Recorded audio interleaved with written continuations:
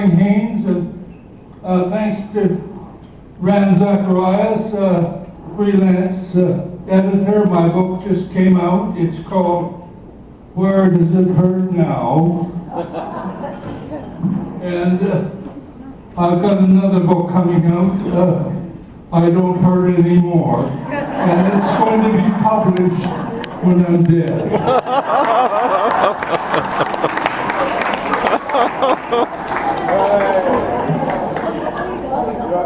Voila. Anyway, had it been for the women in my life, Jessie, my wife, and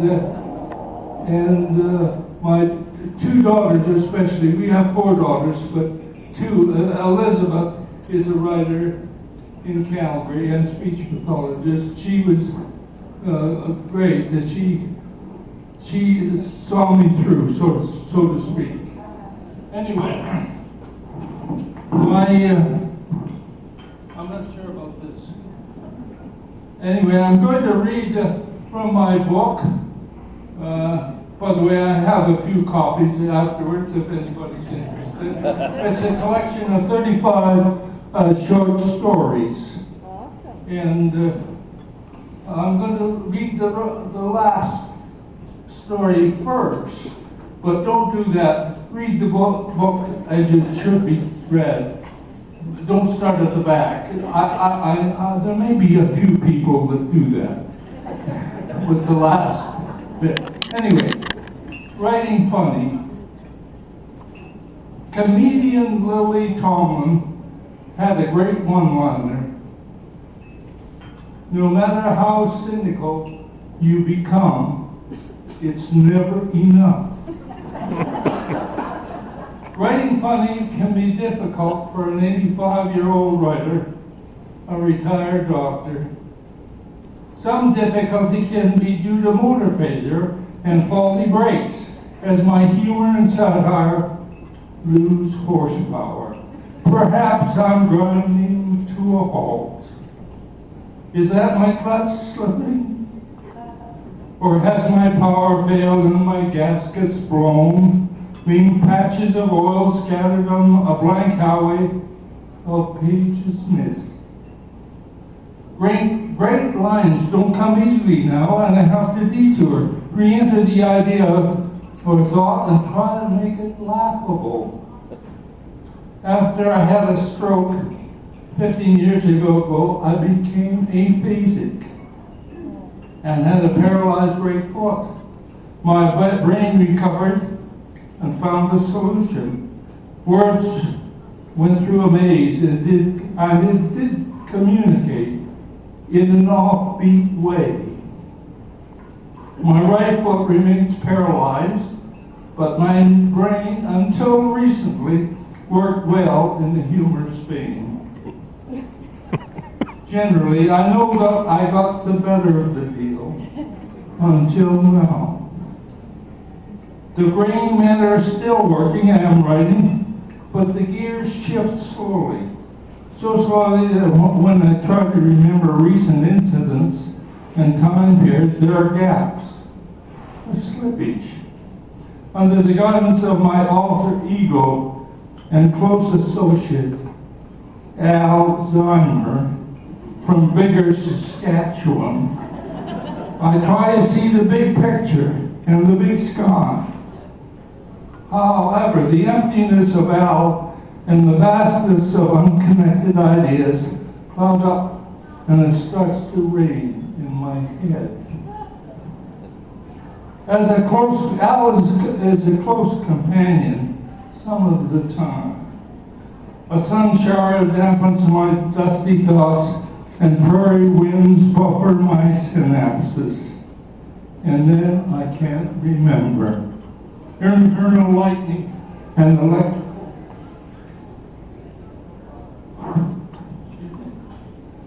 electrical storm, short-circuit words. And I lose the thread of constant conversation on my pages.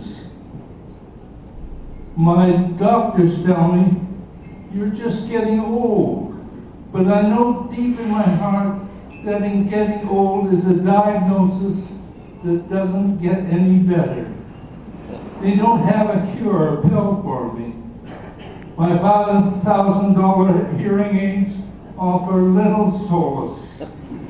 Mostly I can hear now. That is when I remember to turn them on.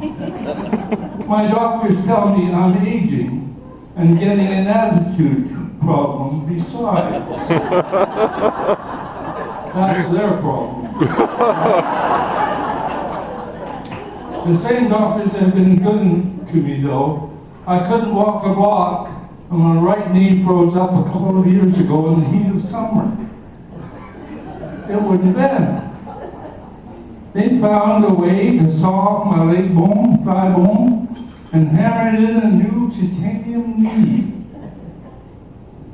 They used crazy blue cement.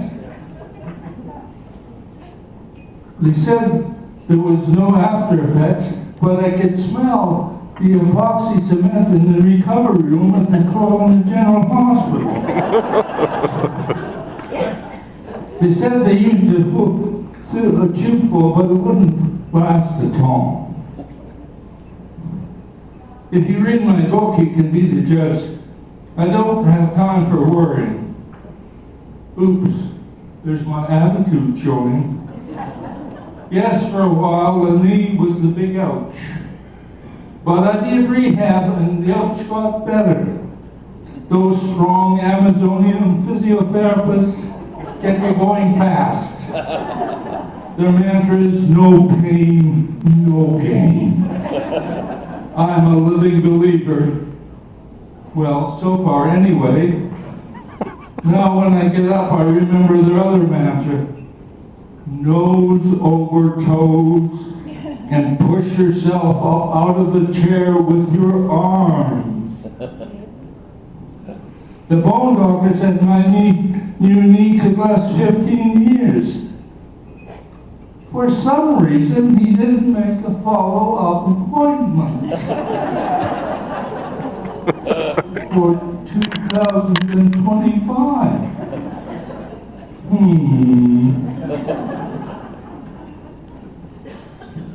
A few months ago, another doctor said I had a big balloon of abdominal aortic aneurysm ready to burst. They made scans, took measurements, and sent it to Mississauga, a factory to make me a customized new stent for my aorta. The good people in Ontario made it fast and shipped it west to my docks by ups. Why not Canada Post, you say? I couldn't wait. Canada Post might go the way of the dodo before I do. Right? Anyway, the stent was made of Vortex and stainless steel. It's strong and it doesn't leak. I'm guaranteed in wet weather. The vascular surgeon who put it in said it was good for 15 years.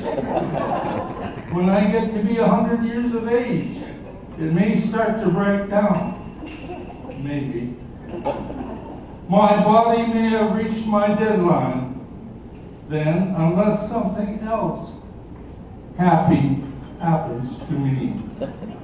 I'll keep my fingers crossed and try to remember the number 100 is hard to forget, isn't it? Then Mary Ann Murphy asked me to read a short poem. This poem came out a few years ago and was shortlisted for one of the best poems written in Canada by this literary magazine. So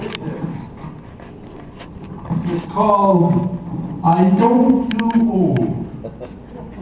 There are things to do, lilies to grow, still outdoors blooms are my galaxy. Irises blue fill my eyes with ecstasy. I don't do old, I do global warming. with Suzuki, Schindler, and Al Gore's concerns with climates in crisis. My affinity is with the Arctic, ice, meltwater, polar bears, drowning. I don't do old. God's creativity and ideas light my spirit. Art, literature can fill me with awe. Life is sweet.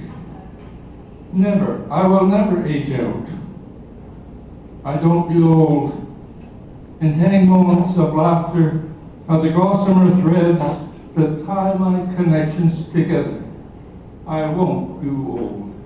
Thank you.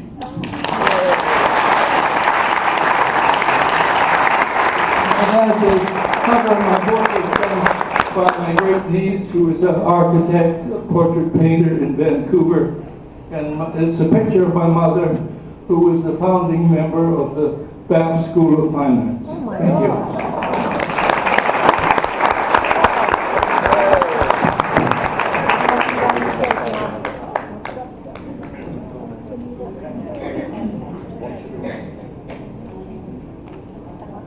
Thank you, Dr. Haynes. That was fabulous. We all enjoyed it, right? Great round. Thank you. Now, for our next part of the programming is a dazzling display of the latest fashions, courtesy of